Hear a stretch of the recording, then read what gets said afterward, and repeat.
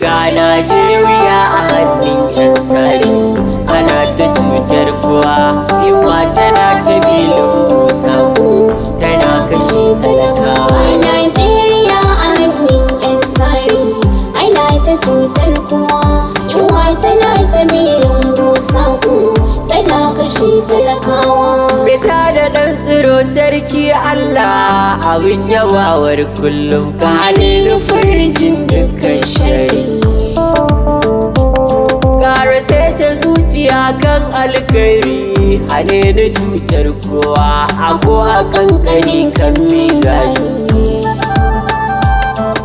Yau ne nufin na tsaro wata waka akan macutan gaske wanda masu tausayi ko na dakika suna kashe talakawa.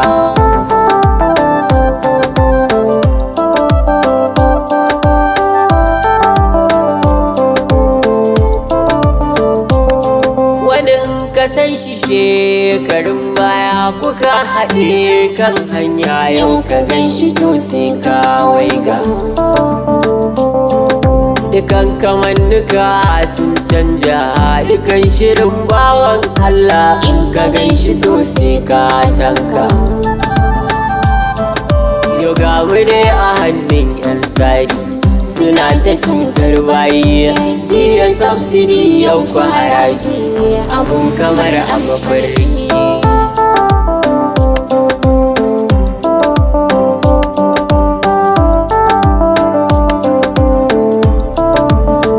Talakawan kasar ga yau mun yi asara, a tunda duka mun yi shiru, babu mai tsimi babu dabara.